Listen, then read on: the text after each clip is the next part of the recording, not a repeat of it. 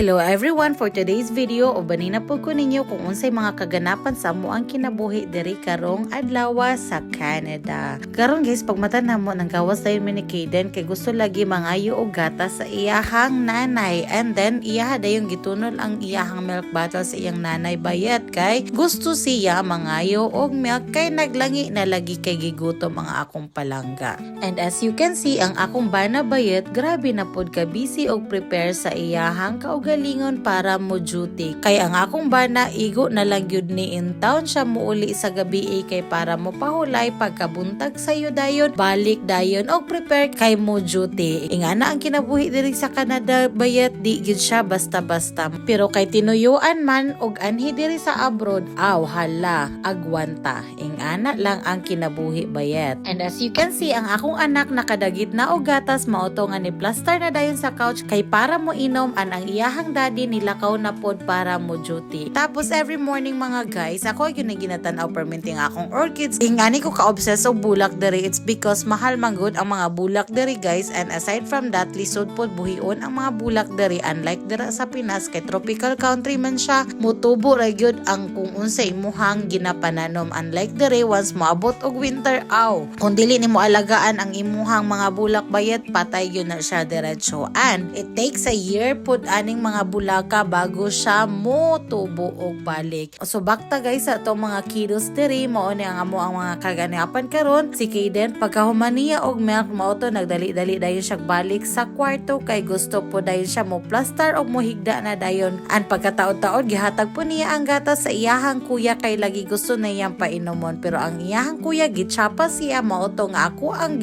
pukaw ang iyahang kuya para lang gyud mo inom og gatas. And since kay iyang kuya gusto pa man jud matulog, mao to nga naglablab-lablab lang sa amin ni Kaden kay kani si Kaden man pod magsigi gyud ni siya og pag-cute kada buntag. Ang akong kalingawan ani kay Kaden is magsigi gyud ni siya og papansin and pag-cute kada buntag kay gusto niya ang mga tao diri sa balay kada buntag is iyahag yung lablabon para lagi mangmata na tanan, pero unsaon taman kani iyang kuya kay dugayan man kay mata mo na nga kailangan pa yun niya mabukbukan usahay ang kuya para mo mata. Sa wakas pagkataod-taod ni matara gyud iyang kuya mauto nga nag-uban sila pag-adto sa gawas, and kani si Kaden katawanan kayo kay nasangit siya sa heater mauto nga gidali-dali og check sa iyang kuya kung napaso ba ang iyahang manghud. Ingana siya ka concern sa iyang manghud guys, mo na nga palangga kayo niya iyahang manghud gyud as in. Pagkaahuman pag-abot namo sa sala aw nagsige ra gyud sila dula. Ingani ang gusto ni Kaden kada buntag magsige sila dula sa iyahang kuya basta wala lang gyud klase ang iyang kuya kay ngano mamis magud pud kaayo ni niya iyang kuya ba. Every time lagi nga moadto sa school ang iyahang kuya, magmingaw intaw ni si Kaden diri, magtagbaw intaw paabot sa iyahang kuya pag uli gikan sa school kay intaw ng iyahang kuya alas 12 man pud intaw mahuman ang klase mo na nga the whole morning. Usually pag mata sa iyahang kuya magdali-dali ra pud intaw mag-prepare and wala na sila time magkabanding kaayo. Mo na nga every time nga way klase iyahang kuya grabe gyud na sila kahangop duha.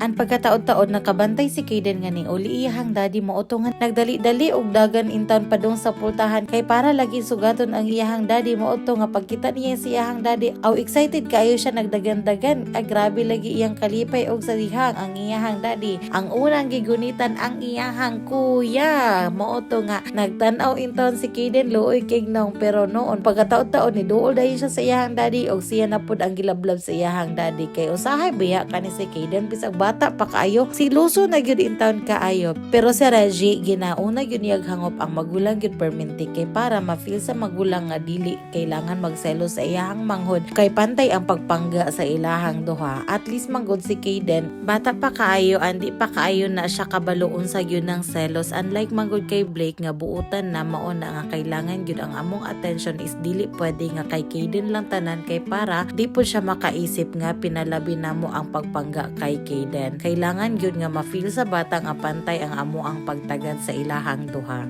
Ang pagkataod-taod kay gibati man ko gaguto mao to nga nagkaon na pud dayon ko an nagsabay naming Reggie og kaon kay ni uli man pud siya kay para mamahaw. Every time man pud si Reggie usahay pag naa siya sa community is nagaulit siya para mamahaw diri sa balay, and magsabay na lang pud may kaon kay usually mamahaw pud ko pag wala may klase is alas 10 naman pud pasado. Mao na nga tama-tama ra pud kaayo nga pag pag-abot niya magsabay dayon mo'y kaon. And wala na lang pud ko nag-bother og pakaon sa mga bata sa karon kay bag-o pa man pud sila nahuman og milk. Pero lagi kay kaning manghod magsig duol-duol sa ako kay gusto mo kaon mo uto nga ginahungitan pud intaw nako ni siya. Ang ganahan gyud nako bitaw kay Kaden kay basta na ay magkaon mo duol gyud na siya kay para mangayo pud og kaon. Mao na nga makakaon-kaon gyud pud siya iwas pas mo bag. Unlike sa kuya nga kailangan pa gyud nimo duolon o kailangan pa gyud nimo i-focus nga magpakaon sa iyaha kay di gyud mo kaon lagi kung dili nimo hungitan or kung dili nimo atimanon og hatag og pagkaon gyud na. Wa gyud mosugot ra gyud way kaunay lagi. Mao na nga usually every time nga magkaon na siya hungitan gyud nako na siya og tarong kanang naka-focus ko og hungit sa iyaha kay para ma-sure nako nga mukaon gyud siya. An pagkahuman na dayon nako kaon ni ani na dayon ko diri sa couch kay para maglingkod-lingkod kay lagi busog kaayo ko bayad as enjoyed unya mao to nga si Blake pod busy lagi kaayo sa iyahang pag-study kunuhay oy ingani gyud ni si Blake actually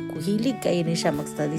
and ang ako alang yung biliban ani niya kay bisag 5 years old pa kabalo na gyud siya mobasa as in but bitaw lahi ra gyud kaayo siya ay nganong kabalo na siya mobasa nga ako sa una katong 5 years old pa ko aw dula ra man ako nabalan in taon oy pati gani siguro ABCD sa una ba di pa gyud ko kabalo pero natinga ko aning Blake nga hawd man kaayo oy as in gyud and then hilig gyud po kay siya mag-study ning bataan ni ang iyaha jud kay gusto niya perminti mag-explore og mga bag-o nga mga butang mo na nga dali ra kay siya makakaton gyud and pagkataod-taod murag na board man ko sa balay oy mao to nga naka-decide dayon ko nga mag-try kaya mi og skating nila Blake mao to nga ako aday yung gi-prepare ang akong mga anak kay para mag-skating lagi kunuhay mi kay gi-check man po nako ang schedule sa arena online oy available man ang alas 12 nga skating mao to nga naghuna-huna gyud ko nga ipa-join nako si Blake kay first time gyud niya nga mag-skating lagi wala pa gyud mi ka-try og mag-skating ay mo na nga gusto jud na mo i-try gyud pod. Unya kay as a supportive mother lagi kunuhay and a hilas mother mo to nga feeling confident kaayo nga mag-try og skate bayad mo to nga ingon pa ko kay Blake Blake you want me to assess you skating og sa dihang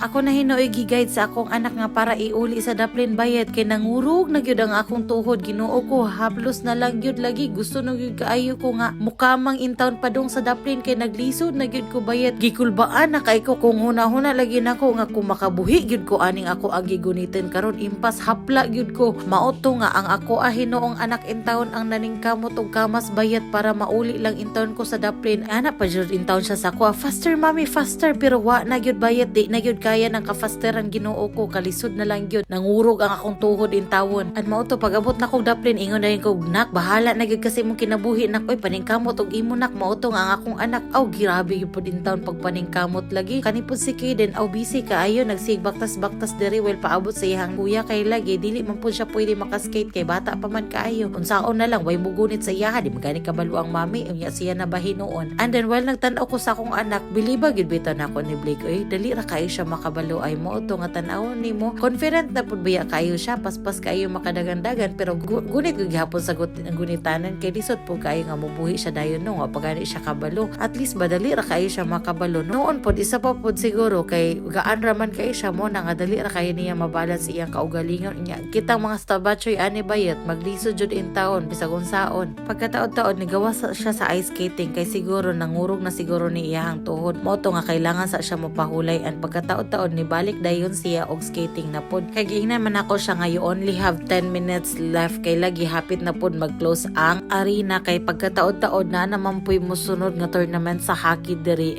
kaya kailangan na pod nila muundang ang tama pod murag gikapoy na gyud pod kaayo si Blake giguyod na pod niya ang iyang gunitanan and gikapoy na pod yun kaayo mo to nga mohigda na gani siya sa ice kay basta na pod lagi siguro niya kapuya og pinugong mo to nga ni kamang nagyud in taon siya pauli sa daplin ay as in looy kaya kung anak tan-awon ang kaning si Kaden po di magpapugong gusto gyud pod unta mo adto dito sa ice skating lagi kay gusto jud unta mo try in taon ning bataan ni ay curious pod kaayo mo to nga gipagunit na lang namo kay para tugnawon siya and para mag-stop na kay para maguli na mi kay tama-tama pod alauna na pod and kailangan na namo mag-stop kay nag-abot na ang mga bata nga magdula og hockey. An mao lang dayon to pag-abot na mo sa balay dating gawi ang mga bata na po tagbaw na pod og pamungkag sa mga gamit diri sa balay mo to ang iyahang nanay nagtagbaw na pod og panghinlo as in. Ingani lang yun ang mong sitwasyon diri sa balay pagkahuman og hinlo balik na pod og kagubot an balik na pod og kagubot hinlo na pod. Ingani dayang amo ang view diri sa gawas karon guys. Baga kayo ang snow as in. And that's it. Thank you for watching everyone. Bye bye.